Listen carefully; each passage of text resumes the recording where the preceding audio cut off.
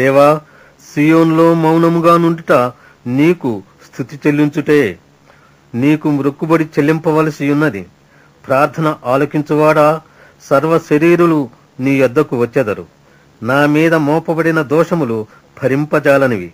మా అతిక్రమముల నిమిత్తము నీవే ప్రాయశ్చిత్తము చేయుదు. నీ ఆవరణములలో నివసించున్నట్లు నీవు ఏర్పరచుకొని చేర్చుకునివాడు ధన్యుడు. నీ పరిశుద్ధాలయము చేత, నీ మందిరములోని మేలు చేత మేము తృప్తి పొందెదము. మాకు రక్షణకర్తవైన దేవా, భూదిగంతముల నివాసులందరికీ, దూర సముద్రముల మీదనున్న వారికి ఆశ్రమైన వాడా, నీవు నీతిని బట్టి భీకర క్రియల చేత మాకు ఉత్తరమిచ్చుచున్నావు. బలమునే నడికట్టుగా కట్టుకొనినవాడై తన శక్తి చేత పర్వతములను స్థిరపరచువాడు ఆయనే. ఆయనే సముద్రముల ఘోషను, వాటి తరంగముల ఘోషను అణచువాడు.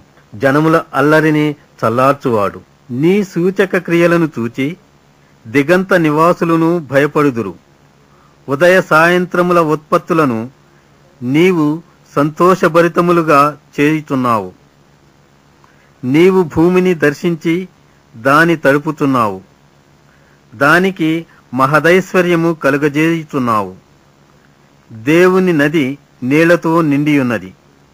నీవు భూమిని అట్లు సిద్ధపరచిన తరువాత వారికి ధాన్యము దయచేయుచున్నావు. దాని దిక్కులను విస్తారమైన నీళ్లతో తడిపి దాని గనిమలను చదును చేయుచున్నావు. వాన జల్లుల చేత దానిని పదును చేయుచున్నావు.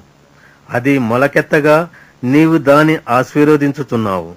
సంవత్సరమును నీ దయాకిరీటము ధరింపజేసియున్నావు. నీ జాడలు సారము వెదజల్లుచున్నవి. అడవి బీడులు సారము చిలకరించుచున్నవి. కొండలు ఆనందమును నడికట్టుగా ధరించుకుని ఉన్నవి.